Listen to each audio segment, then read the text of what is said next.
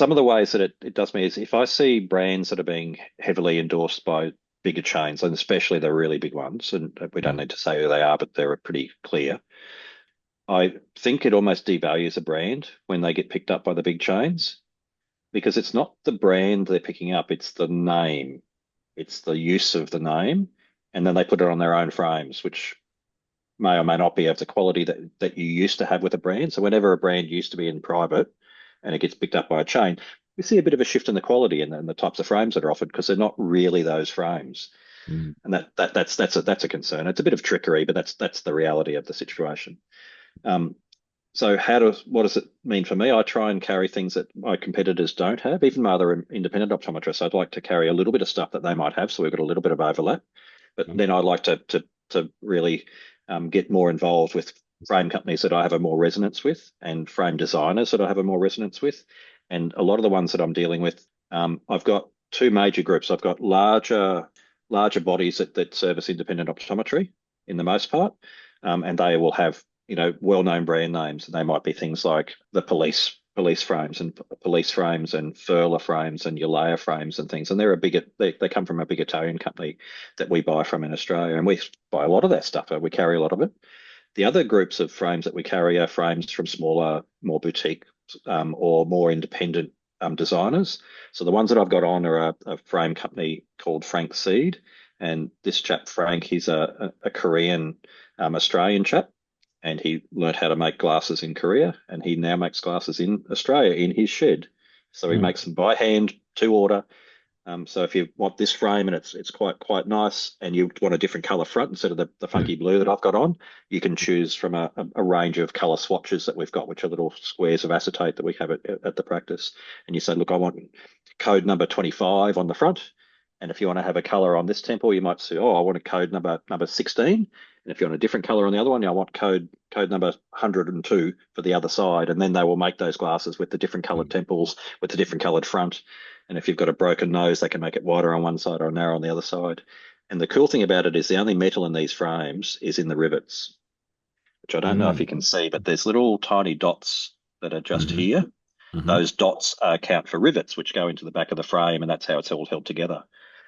So that's a traditional way of making frames. So a lot of my more boutique companies use rivets or very strong joints, and then you don't have spring temples in them. So there's no give in these frames. So I wear them. I take them on and off with two hands, or I lift them. But if Mhm. you're ripping them on and off with one hand all the time, these frames will stretch over time, and that's something we need to manage. And we will heat them and put them back into shape. So the so the companies that I like dealing with are things like that. So that's just Mm. one example, and these are Mm. new because I only sort of come on and decided to stock Frank Seed after meeting one of their representatives at Odden Fair, which was an optical trade show in Sydney in July. So Mm. they're relatively new for the practice, but they're creating a bit of a buzz, and people are chatting about it, and people are quite interested in the fact that they could choose their own colours, and it's a new novelty, I guess. Mm. On top of that, I've got other designers that I've met overseas, and I would call my friends. So I've got one example is Giovanni.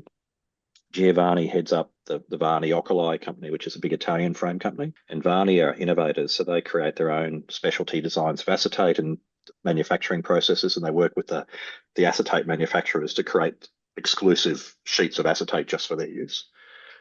And that's amazing. So, and their range is called VANNI because that's short for Mm. Giovanni. Yeah. So Mm. it's like a Mm. nickname.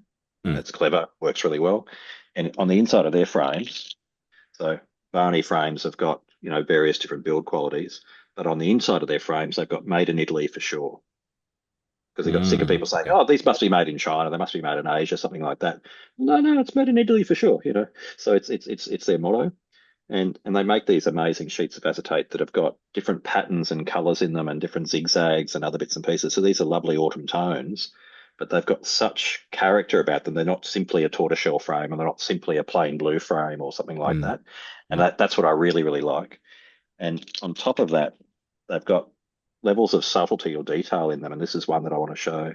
Mm. This is a lady's frame. It's got beautiful sort of tapering colors for a bit of tortoiseshell at the top, a bit of brown, Mhm. and almost going down to crystal at the bottom.